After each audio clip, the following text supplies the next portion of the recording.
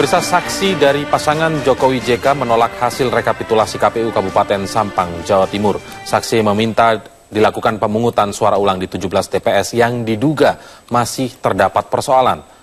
Usai PPK Ketapang membacakan hasil rekapitulasi perolehan suara form DA, saksi Jokowi langsung protes mengajukan keberatan. Subaidi mempertanyakan tingkat kehadiran pemilih mencoblos yang mencapai 100%, padahal DPT di TPS tersebut banyak yang bermasalah. Pihaknya pun menolak hasil penghitungan rekapitulasi suara tingkat kabupaten dan tidak akan menandatangani hasil perolehan tersebut. Saksi Jokowi meminta Panwas untuk merekomendasikan KPU agar segera melakukan pemungutan suara ulang atau PSU di 17 TPS di Desa Ketapang Barat, Kecamatan Ketapang, Sampang, Madura, Jawa Timur, di mana ditemukan penggelembungan suara di 17 TPS di Desa Ketapang Barat, Kecamatan Ketapang. 17 itu kita tahu pemilihnya 100% hadir, tingkat suara sahnya 100%. Ternyata di sana kalau kita cek cawe DPT, kita cek lapangan, di sana ada terdaftar DPT meninggal dunia. Juga ada nama ganda di situ. Mana mungkin ini kok bisa 100% tuh kehadirannya di TPS tersebut. Masalah saksi apa tanda tangan di balik di TPS itu? Oh, tidak ada. Kami tidak mendatangani, kami tidak mengajukan suatu keberatan. Panwaslu Sampang, Jawa Timur akan memeriksa seluruh petugas KPPS yang diduga melakukan kecurangan. Pemeriksaan dilakukan setelah Panwas Sampang menerima laporan dugaan kecurangan di 17 TPS. Dugaan kecurangan terjadi di Kelurahan Ketapang Barat, Kecamatan Ketapang, Sampang, Madura.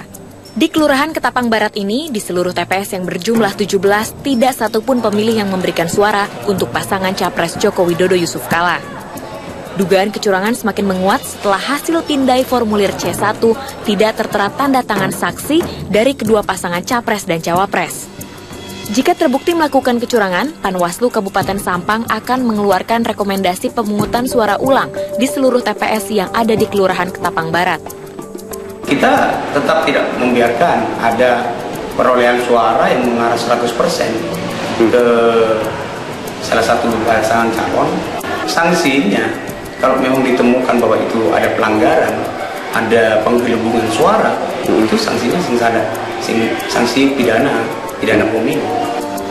Sementara itu, menurut Ketua KPU Sampang Samsul Muarif, hingga saat ini belum menerima laporan dugaan kecurangan penggelembungan suara di seluruh TPS di Kelurahan Ketapang Barat. Selama ini laporan dari penyelenggara ataupun dari pihak pengawas itu belum masuk ke kita terkait katakanlah ada indikasi pelanggaran. Terkait dengan hal ini, KPU sudah meminta keterangan KPU setempat. Kalau memang itu betul apa adanya, laporan melalui C1 dan lampiran, perkiraan kami ada penyelenggaraan yang keliru di sana prosesnya. Oleh karena itu, mohon bersabar sedikit lagi. Nanti kami akan kabarkan tentang apa yang sesungguhnya terjadi di sana. Mengacu pada Undang-Undang Pemilu Nomor 8 Tahun 2012, para pelanggar pemilu termasuk kecurangan dapat dilaporkan ke polisi dan dijatuhi hukuman pidana. Tim Liputan, Metro TV. Bawaslu Jawa Timur belum kunjung juga menentukan sikap dan keputusan tentang apa yang terjadi di 17 TPS di Kabupaten Sampang, di mana pasangan Jokowi JK tidak meraih satupun suara. Sementara kabupaten ini dinilai memiliki catatan khusus dalam hal pelanggaran pada berbagai pemilu. Kami membahasnya kali ini dengan juru bicara tim pemenangan Jokowi JK, Khofifah Indar Parawansa. Selamat malam, Bu Khofifah. Terima kasih sudah hadir di Prime Time News. Waalaikumsalam. Dan bergabung melalui saluran telepon atau sambungan telepon Bawaslu Jawa Timur, Pak Sri Sugeng. Selamat malam, Pak Sri Sugeng. Malam, Assalamualaikum. Waalaikumsalam. Baik, saya mulai dari Pak Sri terlebih dahulu. Pak Sri, bagaimana Pak hasil sementara ini terkait audit yang dilakukan oleh Panwaslu Sampang, apakah sudah ada laporan terhadap kepada Bawaslu Jawa Timur? Ya, sehari sebelum ini kita sudah sampaikan kepada Panwaslu Kabupaten Sampang, pertama untuk melakukan cross-check antara lampiran model C1 milik Panwas dengan pelapor. Ya, itu yang pertama. Yang kedua, kita perintahkan kepada Panwaslu Kabupaten Sampang untuk melakukan audit tingkat kehadiran pemilih di 17 TPS. Apakah ada pemilih yang tidak hadir pada tanggal 9 Juli itu. Jika tidak hadir maka gugurlah C1 itu. Nah, sampai sekarang memang belum menghasilkan audit yang sudah kita perintahkan kepada Panwaslu Kabupaten Sampang, karena kemarin Panwaslu Kabupaten Sampang melakukan audit, tetapi situasi kondisinya tidak memungkinkan di lapangan. Baik, tidak memungkinkannya karena apa? Kita tahan dulu Pak Sri, nanti kita lanjutkan. Kita lanjutkan nanti Pak Sri. Tetaplah bersama kami di Prime Time News.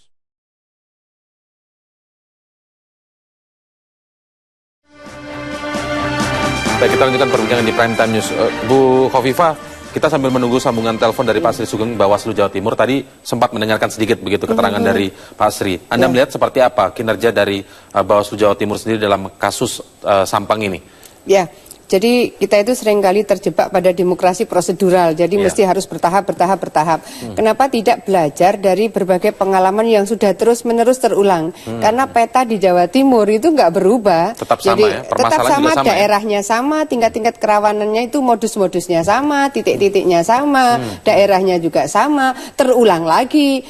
Jadi mestinya... Dan bahkan terulangnya lebih dari 2 kali ya, bukan 2-3 kali ya? Ya, nah oleh karena itu mestinya pada posisi Panwascam misalnya, Panwascam Kecamatan Ketapang, Panwascam Kecamatan Robatal, Panwascam Kecamatan Camplong misalnya di Sampang ya, dengan segala hormat bahwa mereka memang harus diukur kinerjanya sehingga aparat sebagai pengawas di tingkat kecamatan itu betul-betul terbukti dia melakukan pengawasan atau dia membiarkan dari proses-proses yang menyimpang dari yang semestinya dilakukan. Ya. Kalau misalnya kemudian Ibu pernah juga di Pemilu Kada Jawa Timur begitu 2 kali mengalami sengketa pemilu juga begitu Bu ya. Ini persis modusnya. Modusnya persis, jadi saya menangkap ini reportase teman lapangan itu ada 11 item. Lalu kemudian tempat-tempatnya, saya sebetulnya ini hanya mendownload di KPU dari peta pada pilgub yang lalu. Coba kita download, ternyata sama di daerah-daerah yang dulu rawan, 100% hadir, 100% kandidat tertentu, tanpa saksi itu persis sama. Di situ Bondo begitu, di Bondowoso begitu, di Pamekasan begitu. Jadi bukan hanya Sampang, bukan hanya Bangkalan, tapi itu terjadi di peta yang dulu saya temukan. Jadi tinggal kita cari, oh dulu di TPS sekian desa ini, sekarang kita cari di web KPU, ternyata kita download, saya menemukan paling tidak ini sudah 266 TPS dengan kehadiran rata-rata di atas 95% sampai 100%. Lalu kemudian DPT itu akhirnya tercoblos dengan posisi tanda tangan saksi mirip dengan tanda tangan ketua KPPS. Kita sudah melakukan identifikasi seperti itu, mirip sekali. Mirip sekali kejadiannya. Artinya kalau mirip seperti itu dan terus berulang-ulang, wilayahnya sama, modusnya sama, bukan kurang lebih sama tapi sama begitu. Sama-sama. TPS-nya sama, desanya sama. Masalah ini jelas. Saya rasa very clear. Kalau kemudian yang jelaskan Pak Sri Sugeng tadi masih belum mendapatkan laporan? Justru saya yang jadi bertanya. Jadi misalnya begini, ini dari timnya Jokowi, ini sudah melaporkan ke Panwas Jawa Timur soal 17 TPS yang ada di Ketapang Barat misalnya. Jadi kalau seperti ini masih nunggu lagi dari Panwascam, masih nunggu lagi dari Panwascam. Lalu kemudian amputasi dari kedaulatan rakyat itu kok jadinya sama sekali naif gitu loh. Iya. Oke, saya kembali ke Pak Sri yang sudah tersambung. Pak Sri. Ya. Baik Pak Sri, ini tadi penjelasan Bu Khofifa panjang lebar dan diketahui juga bahwa sebenarnya persoalan modus yang dilakukan yang ada di Sampang ini sama persis dengan pemilu-pemilu sebelumnya. Dalam hal ini mungkin juga seperti pemilu legislatif lalu, April lalu, kemudian pemilu Kada Jawa Timur 2 kali periode juga persoalannya sama. Apa yang menjadi masalah sehingga laporan ini tidak bisa cepat begitu Pak dari audit yang sekarang ini? Pertama, memang Sampang itu masuk dalam indeks kerawanan pemilu ya, yang sudah dilansir oleh Bawaslu RI. Nah, yang kedua, memang keterbatasan SDM dari lembaga pengawas pemilu ya. Oleh karena itu, kita harapkan sebenarnya saksi dari pasangan calon juga berperan aktif dalam kaitannya dengan pengawasan penyelenggaraan pemungutan penghitungan suara. Nah, oleh karena itu, saksi pasangan calon kok sampai dengan tanggal kemarin itu belum melaporkan. Nah, oleh karena itu, tim Jokowi JK ya pada saat kemarin sudah melaporkan ke Bawaslu Provinsi, dan sebelum itu sebenarnya kita sudah perintahkan sebelum laporan ya, itu masuk sebenarnya kita sudah sampaikan ke Panwaslu Kabupaten Sampang untuk melakukan audit ke tingkat kehadiran pemilih itu. Oke Pak Sri, ada keterbatasan dari petugas pengawas. Nanti kita akan lanjutkan lagi, tetaplah bersama kami pemirsa di Prime Time News.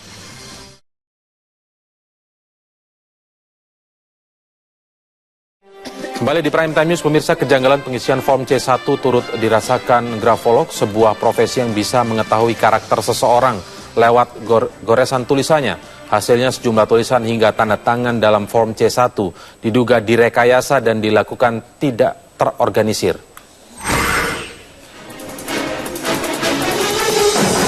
Ragam kejanggalan dalam penulisan form C1 yang tercantum pada hasil pindah di laman situs KPU terus bermunculan.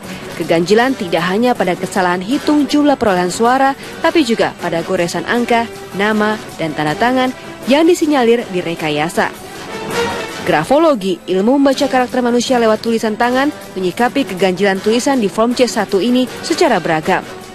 Misalnya saja pada form C1 yang didominasi berada di Madura dan Papua, diduga dilakukan secara spontan dengan merekayasa tanda tangan. Yaitu dengan cara metode mengarang bebas, bukan dengan cara meniru. Saya temukan tanda tangannya mengalir, spontan dan lancar. Namun dari segi pola ada kemiripan dari antara ketua dan anggota ke-6-6-nya, semuanya punya kemiripan, terutama di tarikan akhir.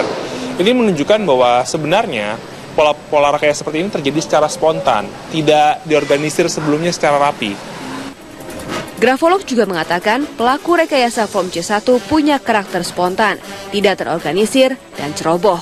Selain Papua dan Madura, setidaknya ada 6 provinsi lain termasuk DKI Jakarta yang ditemukan hasil pindai form C1 yang ganjil. Hasil pindai form C1 yang diunggah di laman situs KPU memudahkan siapa saja mengidentifikasi dugaan kecurangan sekaligus mengkritisi kinerja KPU. Tim Liputan, Metro TV. Ya, saya masih bersama dengan Bu Khofifah Indar Parawansa dan juga bersama dengan anggota Bawaslu Jawa Timur, Pak Sri Sugeng, yang bergabung lewat sambungan telepon. Saya kembali ke Pak Sri terlebih dahulu. Pak Sri, kalau tadi Anda mengatakan bahwa ada keterbatasan dari pihak pengawas, kalau melihat sejarah di Sampang ini, beberapa perjalanan pemilu selalu ada permasalahan, apakah tidak kemudian Panwas ini sebenarnya mengantisipasinya dengan menempatkan petugas di wilayah-wilayah tertentu? Taruhlah misalnya di sini yang sering jadi masalah adalah di Kecamatan Ketapang dan juga di Robatal misalnya seperti itu. Halo. Ya, Pak Sri? Iya, sebenarnya kita sudah sampaikan ke Panwaslu Kabupaten Sampang ya, karena penyelenggaraan pemilu legislatif kemarin juga di Desa Biru Barat itu 17 TPS itu juga di Kecamatan Sampang juga sama. Nah, oleh karena itu sebenarnya di daerah situ kita sudah perintahkan ke Panwaslu Kabupaten Sampang untuk melakukan pengawasan secara stressing di situ ya, karena pengalaman pemilu yang lalu ya, untuk pemilu legislatif khususnya. Nah, memang ini kan Sampang ini kan juga masyarakat Indonesia ya, Papua juga masyarakat Indonesia yang butuh pendidikan politik. Sebenarnya kan kalau KPU Bawaslu kan sebenarnya keterbatasan itu. Nah, oleh karena partai politik saya kira untuk melakukan pendidikan politik kepada masyarakat, kan kita tahu bahwa di Sampang, di Madura itu kan 3 tokoh kunci yang memegang di situ. Yang pertama adalah Kiai, yang kedua adalah Lurah, yang ketiga adalah tokoh di situ, tokoh blater di situ. Nah, kalau tiga tokoh ini sudah bersatu, nah bagaimana penyelenggara pemilu nggak bisa berbuat apa-apa di situ? Karena terkait dengan tokoh ini, memang apakah berarti kemudian memang ada intimidasi, Pak, di sana? Ya, kita lihat kemarin saya waktu investigasi pada saat pemilu legislatif juga tidak nyaman di situ karena ada orang asing di situ sehingga orang banyak berkerumun di situ sehingga kita kan menghindari hal-hal yang tidak kita inginkan sehingga investigasi kita bisa bertempat di situ. Nah, oleh karena itu sebenarnya partai politik ini yang harus melakukan pendidikan politik kepada masyarakat. Bagaimana di wilayah Sampang itu kan juga wilayah Indonesia, masyarakat Indonesia juga yang butuh pendidikan politik ya, yang dilakukan oleh partai politik. Begitu, Mas. Baik, saya kembali ke Bu Khofifah terlebih dahulu, nanti saya kembali ke Pak Sri. Disebutkan tadi ada 3 tokoh kunci. Benarkah ini sebenarnya yang terjadi di sana, Bu? Pengalaman Ibu 2 kali mengalami permasalahan di sana, sengketa perolehan suara juga di sana. Apakah memang faktornya ada kunci atau tokoh kunci masyarakat ini yang memang masyarakatnya nurut atau memang ada intimidasi atau seperti apa, Bu? Ada pressure. Tapi saya ingin melihat bahwa proses demokrasi ini mestinya dilihat sebagai bagian dari tanggung jawab penyelenggara pemilunya. Jadi jangan kemudian penyelenggara pemilu, ya karena ada 3 tokoh ini, lalu kemudian masyarakat di situ katakan sam'an wa ta'atan, tidak bisa seperti itu. Apa gunanya ditunjuk penyelenggara pemilu? Ada KPPS, ada PPS, ada PPK, ada Panwascam. Nah, ini mereka secara resmi ber-SK, mereka dilantik, mereka punya tugas job disk yang sudah teridentifikasi. Oleh karena itu tidak bisa dengan serta-merta kalau kita mau bilang ada masalah di luar gitu ya. Ya, jadi itu kan artinya bahwa memang Bawaslu ini powerless lah di situ. Lalu penyelenggara pemilu menjadi idle di situ. Kalau ini kemudian dianggap sebagai bagian dari yang normal-normal saja, wajar-wajar saja. Jadi proses amputasi kedaulatan rakyat itu menjadi sesuatu yang normal-normal saja di sana. Saya kembali ke Pak Sri. Pak Sri? Halo? Pak Sri Sugeng? Ya. Baik, apakah memang ini kemudian artinya tidak ada petugas pengawas di Kecamatan Ketapang misalnya, Pak? Di beberapa TPS? Ada, tapi TPS ini kan PPL-nya kan 2 orang, sehingga nanti mobile 12 TPS dan tidak efektif kan melakukan pengawasan kalau mobile terus. Nah, oleh karena itu sebenarnya karena keterbatasan itulah mengakibatkan sehingga pengawasan menjadi tidak efektif. Nah, pemilu legislatif kemarin juga kita sudah rekomendasikan untuk pemungutan suara ulang. Kita kan ada Undang-Undang 42 tahun 2008. Pintu masuknya itu apa kalau mau kita pemungutan suara ulang misalkan, atau penghitungan surat suara ulang misalkan. Nah, itu kan ada aturan-aturan yang harus kita taati bersama. Baik, nanti kita kembali, kita perbaiki dulu audio dari Pak Sri Sugeng. Kita juga masih, saya sebenarnya masih penasaran, kalau memang permasalahannya ketika penyelenggara Bu yang harus dituntut untuk melakukan itu, tapi ketika kondisi di lapangan tadi, saya ingat pertama kali di segmen awal Pak Sri Sugeng menyatakan kondisinya tidak kondusif di lapangan. Ini apakah kemudian masalahnya tidak terpecahkan? Nanti kita akan membahasnya. Tetaplah bersama kami di Prime Time. Baik, kita lanjutkan di Prime Time News. Bu Khofifah, lalu kalau memang persoalannya berulang-ulang dari setiap pemilu ke pemilu, jenis pemilunya macam-macam, pemilu legislatif terjadi, pemilu kada terjadi, pilpres juga terjadi, modusnya sama, angkanya sama, wilayahnya sama. Panwas juga sedang mengatakan, tadi akhirnya mengatakan memang ada 3 tokoh kunci di sana yang berpengaruh untuk soal ini. Ini sebenarnya yang terjadi apa sih Bu? Apakah memang ada manipulasi suara? Apakah ada rekayasa kemudian penyelenggara pemilu di tingkat bawah atau daerah itu terlibat? Ataukah sebenarnya di sana tidak ada pemilu? Nah, tidak ada TPS, tidak ada pencoblosan? Ya. Kalau untuk Pilpres saya rasa saya harus melakukan verifikasi, tapi dulu yang terjadi pada saat Pilgub itu betul-betul tidak ada TPS-nya. Tidak ada TPS-nya? Tidak ada TPS-nya. Tapi datanya ada? Datanya ada. Masuk di PPS? Masuk. Dengan suara yang 0 itu? Jadi kebetulan teman-teman ini melakukan dia investigasi di lapangan pada hari H, ke TPS 1 tidak ada, TPS 2 tidak ada, TPS 3 tidak ada, tapi hasilnya ada. Itu dulu pada saat Pilgub kita menemukan seperti itu. Nah, sekarang ini yang kita temukan adalah daerah-daerah yang mestinya seluruh publik di negeri ini bisa melakukan pemetaan, karena saya berdasarkan entry data pada saat Pilgub yang lalu, saya menemukan peta yang sama dengan modus yang sama. Apakah itu di Pamekasan, misalnya dulu di Palengaan, dulu di Propo, itu juga terjadi 100% datang, 100% ke sana, 0 ke kandidat tertentu misalnya. Kemudian di Situbondo ada, di Bangkalan ada, kemudian Bondowoso juga ada. Jadi berapa banyak yang 100% kandidat nomor 1 menang dan 0 kemudian ke JKWJK. Persoalan ini juga pernah dibahas Ibu dengan Bawaslu Jawa Timur saat itu. Iya, waktu itu kita melaporkan dan ke Saya MK tanya ke Pak Sri Sugeng sekarang. Pak ya. Sri, sebenarnya ini masalah ini sudah jelas atau bagaimana sih Pak? Kalau secara jujur Anda melihatnya ini masalah ini sudah jelas atau masih butuh memetakan masalah lagi? Atau Anda tinggal butuh dorongan, keberanian untuk menjawab solusinya?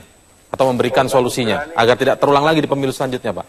Enggak, ini begini, bukan soal berani atau tidak. Karena itu pemilu untuk pemungutan suara ulang, meskipun itu dilaksanakan 2 kali ya. Ini bukan soal berani atau tidak, tetapi kan ada aturan yang harus taati kita bersama. Nah, pintu masuk untuk melakukan pemungutan suara ulang atau penghitungan suara ulang itu yang belum kita temukan. Makanya kita tunggu hasil audit. Baik, Pak Sri, hasil auditnya itu akan kapan? Ini masih diusahakan untuk tersambung lagi dengan Pak Sri ya. Sayang sekali terputus. Bu Khofifah, artinya harus bagaimana? bagaimana langkah agar masalah ini, kita tidak bicara peta masalah lagi lah, ini sudah jelas lah Bu ya sebenarnya. Apa yang harus dilakukan kira-kira menurut Anda? Yang jadi harus ada penguatan pada penyelenggara di tingkat lokal. Kalau memang Pak Sri tadi menyampaikan bahwa ada kondisi lokal yang mungkin memang mereka membutuhkan support. Bolehkah misalnya sekarang saya mengajak kepada seluruh relawan Komite Independen Pemantau Pemilu gitu, kita turun ke sana, kemudian kita memberikan edukasi kepada mereka dan kemudian kita memberikan penguatan kepada mereka. Ini tidak sekedar kartu plano dibuka, tidak sekedar hitung ulang, tetapi bahwa ini harus dilakukan investigasi secara serius, tidak usah menunggu tanggal 22. Karena ini sudah terjadi berulang-ulang dan terus seperti untouchable, seperti ini tidak tersentuh.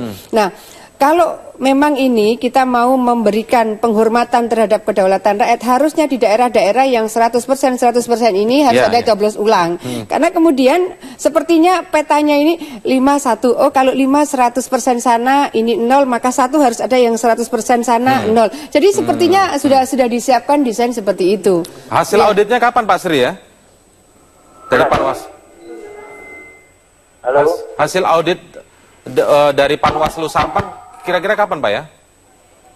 Hari ini kan rekap di KPU Kabupaten Sampang ya. Mungkin maksimal besok kita harus minta Kabupaten Sampang untuk melaporkan kepada kompani hasil audit itu, sekaligus klarifikasi kepada KPPS juga, kepada PPS, kepada PPL dan Panwas Kecamatan gitu. Jadi hasilnya bisa diketahui besok. Artinya juga ada rekomendasi besok atau bagaimana Pak? Dari Bawaslu Jawa Timur. Nanti hasilnya seperti Halo Pak Sri? Ya. Ya, artinya bagaimana Pak hasilnya besok, lalu kemudian rekomendasi dari Bawaslu Jawa Timur? Nanti kita akan dari hasil dan klarifikasi kepada KPU itu kan kita akan melakukan kajian. Baik, Bu, tapi apakah efektif Bu kalau misalnya nantinya saya tidak mendahului Bawaslu, rekomendasi pemungutan suara ulang atau mungkin rekomendasi penghitungan suara ulang, seberapa efektif kalau masalahnya tadi kita ketahui ada 3 tokoh kunci tadi yang disebutkan sehingga masyarakat juga terintimidasi, mungkin seperti itu ya? Iya. Apakah efektif kemudian dilakukan rekomendasi itu? Pola pemilihan apakah pileg, apakah pilpres, lalu kemudian terjadi transaksi di bawah, itu kan sebetulnya sesuatu yang sudah kasat mata. Oleh karena itu, untuk memberikan pembelajaran bagi proses demokrasi di daerah-daerah yang memang terus-menerus terulang, saya sih sebetulnya berharap bahwa akan ada pencoblosan ulang dengan proses pendampingan yang ketat gitu. Pendampingan yang ketat seperti apa? Jadi misalnya begini, DPT, clear DPT. Jangan kemudian di sini ada di Palengaan misalnya, tidak ada pemilih perempuan di dalam DPT itu. Nah, seperti verifikasi DPT-nya, keterbukaan DPT-nya, keterbukaan ketika penyampaian C6-nya. Jadi ini memang ada pemilihan, ada pencoblosan ulang dengan pengawasan yang ketat yang bisa diharapkan memberikan pembelajaran bagi proses demokrasi di situ. Jadi keterlibatan semua pihak, keterlibatan masing-masing kandidat dan tim suksesnya, keterlibatan Komite Independen Pemantau Pemilu itu jauh lebih. Jadi mereka rame-rame datang ke Sampang untuk memantau secara langsung. Dari mulai awal, dari mulai DPT-nya, yang nama-nama sudah meninggal itu mesti disisir kembali. Yang usia-usia terlahir misalnya di dalam DPT itu 0 karena dia sebenarnya terlahir di situ tahun 2030 gitu, tapi masuk di dalam DPT. Nah, hal-hal yang seperti itu disisir, kemudian clear ya ini. Setelah ini clear, lalu kemudian bagaimana ini KPPS-nya, bagaimana ini TPS-nya. Memang kerja kita agak berat, tetapi itu penting untuk pembelajaran demokrasi di daerah-daerah yang memang tapi seluruh lembaga pemantau ada dari situ semua ya. Menurut saya itu harus dilakukan. Baik, saya ucapkan terima kasih kepada Pak Sri Sugeng. Kami nantikan terus Pak hasilnya nanti seperti apa. Semoga ini juga bisa menjadi kerja untuk mengawal kemurnian aspirasi masyarakat. Terima kasih Pak Sri Sugeng, anggota Bawaslu Jawa Timur, dan juga Bu Khofifah Indar Parawansa. Terima kasih telah bergabung bersama kami.